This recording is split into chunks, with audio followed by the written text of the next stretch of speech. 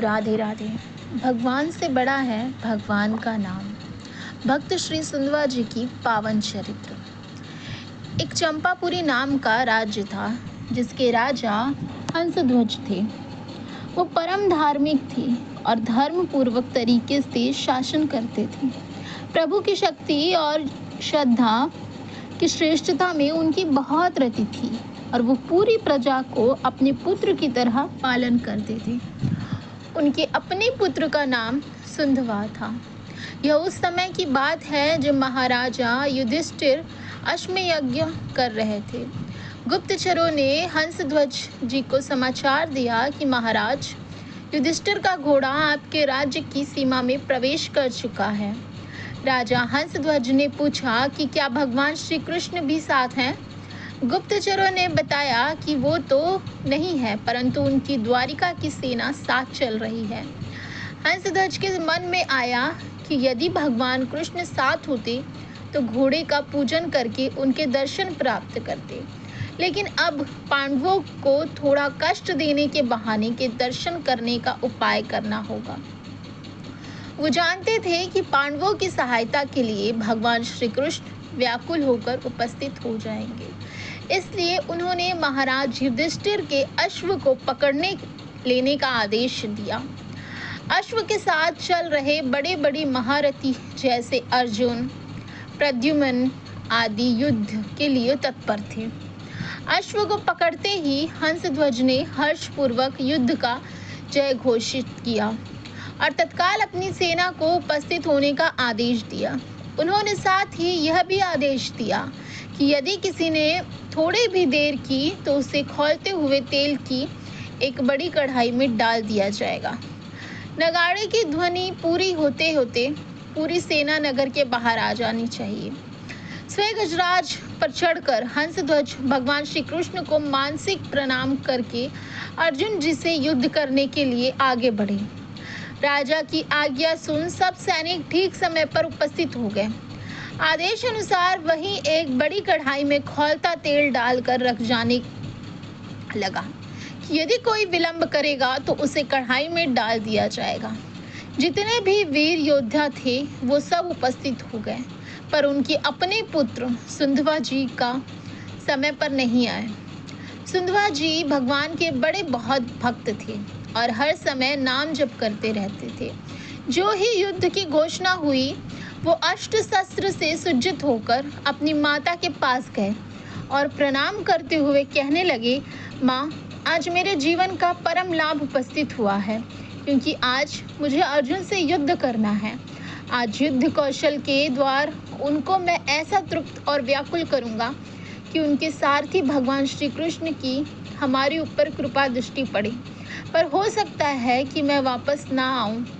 इसलिए आपसे आशीर्वाद मांगता हूं कि भगवान के साक्षात्कार की अपनी कामना पूर्ण कर सकूं। उनकी माता ने उन्हें कामना पूर्ति का आशीर्वाद देते हुए विदा किया। इसके बाद उनकी बहन ने आकर उन्हें तिलक लगाया, आरती की और उनको युद्ध में विजय की शुभकामना दी। आगे बढ़े तो सुंदवा जी की पत्नी प्रभावती, जिनसे उनका अभी अभी ब्याह हुआ था, मुस्कुराते हुए सामने आई। सुंदवा जी को युद्ध के लिए तैयार देख कहने लगी, स्वामी, मैं जानती हूँ आज आप महाबली महारथी अर्जुन से युद्ध करने जा रहे हैं और ये भूमि ये भी जानती हूँ कि वहाँ से वापस आ पाना असंभव है, पर इतनी कृपा तो कर दो कि आपके बाद आपको जलाजल देने वाला कोई तो हो। सुंदरा जी ने कहा, तुम धैर्य रखो, मैं श्री कृष्ण के बल से अर्जुन को परास्त करके वापस लौटूंगा। प्रभावती जी ने उत्तर दिया, नाथ, आज तक मैंने ऐसा नहीं सुना कि जो श्री कृष्ण से मिलने के लिए गए हो वो वापस लौटे हो। बाहर कढ़ाई में तेल खौल रहा था और राजकुमार सुंदवा जी को समय पर आया न देखकर महाराज हंसध्वज को बहुत कष्ट हुआ कि सुंदवा ही मेरी आज्ञा का उल्लंघन कर रहा है। सुंदवा जी अपनी पत्नी के पुत्र कामना के भाव को पूर्ण करने के लिए रुके थे, पर महाराज को ये पता नहीं था। हंसध्वज जी ने तुरंत जल्लादों को आज्ञा देते हुए कहा कि सुंदवा को पकड़कर लाया जाए और खौलते तेल में डाल दिया जाए। जो ही आज्ञा हुई तो सैनिकों ने तुरंत गए और उधर सुंदवा जी स्नान आदि कर पवित्र होकर बाहर निकल रहे थे। सुंदवा जी से सैनिकों ने कहा कि महाराज का आदेश है, आपको बंदी बनाकर ले आया जाए और खौलते तेल में डाल दिया जाए, क्योंकि आपने विलंब किया है। उन्होंने उत्तर दिया कि पहले हमें महाराज के सामने पहुंचने दिया जाए। पिता के सामने जाकर सुंदवा जी ने प्रणाम किया, पर महाराज ने अपनी बात दोहराते हुए कहा कि हमारी आज्ञा के उल्लंघन का जो निर्णय है वही बर्ताव इनके साथ किया जाए। महाराज हंसध्वज के शंख और लिखित नाम के 2 आचार्य थे, जो सुंदवा जी के नाम जप और भक्ति से बहुत चलते थे। अब उनको अवसर मिला तो राजा के पूछने पर उन्होंने सुंदवा जी को आज्ञा अनुसार खौलते तेल में डालकर मृत्यु दंड देने को कहा और साथ ही चेतावनी दी कि यदि पुत्र मोह में आकर उन्होंने उनकी बात नहीं मानी तो वो उनका त्याग कर देंगी। मंत्रियों ने राजा को समझाने की चेष्टा की, पर राज पुरोहित के विरुद्ध हंसध्वज नहीं जा सकते थे। सुंदवा जी अर्जुन को व्याकुल कर कृष्ण दर्शन की अपनी कामना अपूर्ण होती देख व्याकुल होने लगे।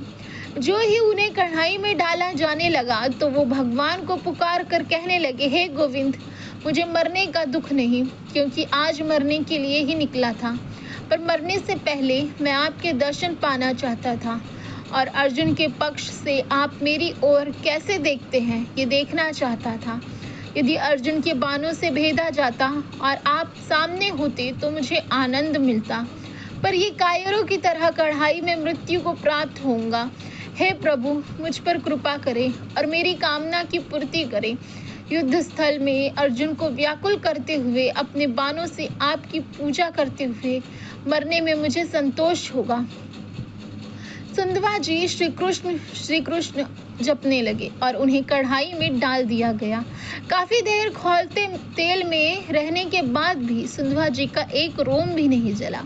सबको बड़ा आश्चर्य हुआ, क्योंकि सबके सामने तेल खौल रहा था, पर नाम का ऐसा चमत्कार था कि सुंदवा जी प्रसन्न मुद्रा में श्री कृष्ण जपते बैठे रहे। राज पुरोहित विचार करने लगे कि आग तो जल रही है, पर सुंदवा जी को कुछ नहीं हो रहा। उन्होंने एक नारियल को कढ़ाई में डलवा दिया तो खोलते तेल से फटकर वो नारियल शंख और लिखित के सर में लगा।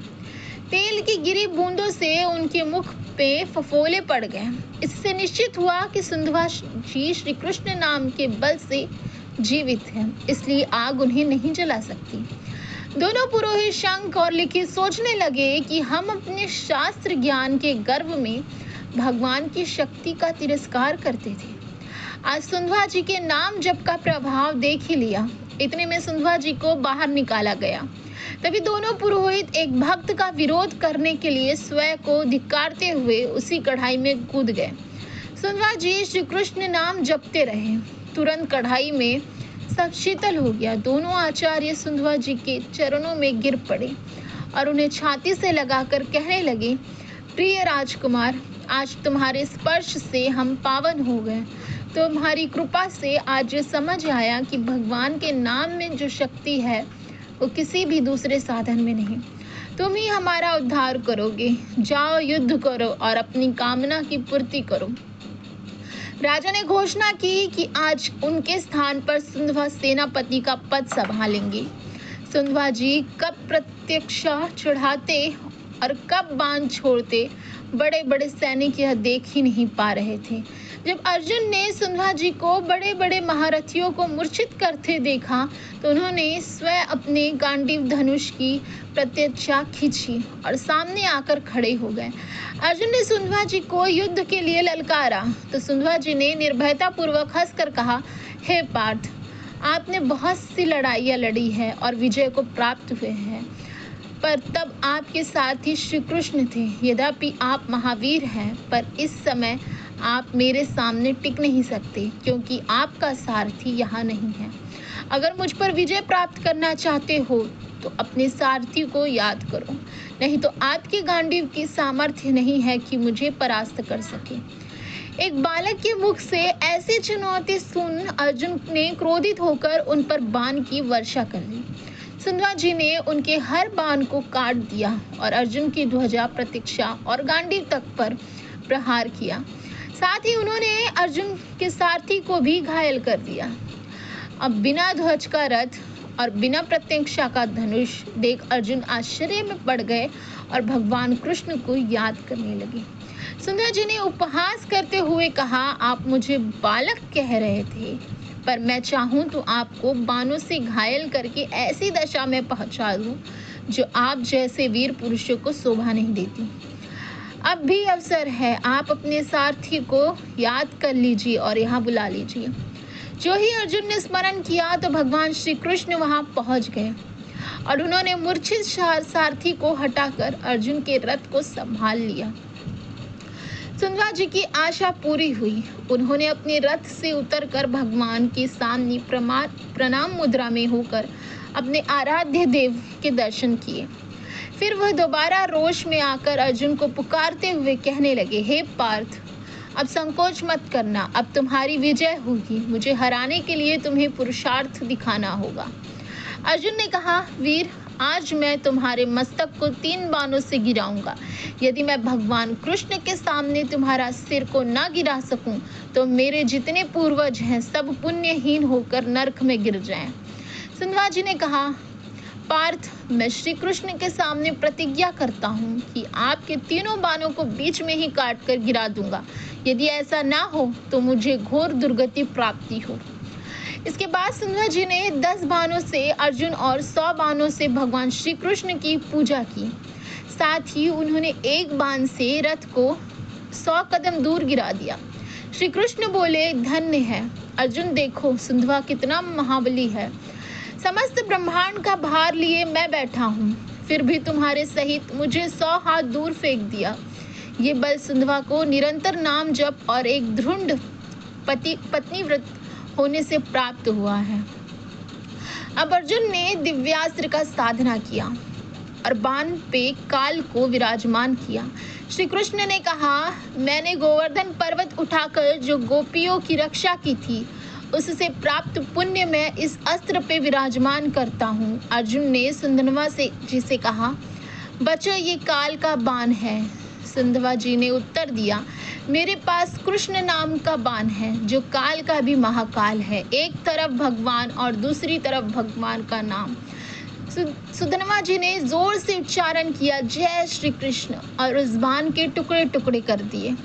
भगवान ने अर्जुन से तुरंत दूसरा बाण निकालने को कहा और उस पर अपनी बहुत सी शक्तियों का साधना किया।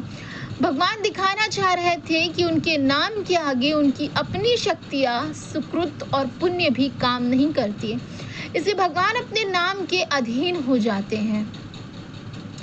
सुंदरा जी ने अर्जुन से कहा, यदि मैं इस बाण के टुकड़े ना कर दूं तो अरुंधति सहित महर्षि वशिष्ठ की ब्रह्मा हत्या का पाप मुझे तुरंत लगे।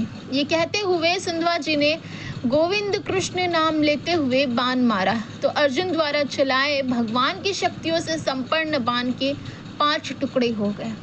अर्जुन को निरुत्साहित होते देख भगवान श्री कृष्ण ने 5 जन्य शंख बजाते हुए नाद किया और अर्जुन से कहा, अब बाण साधन करो।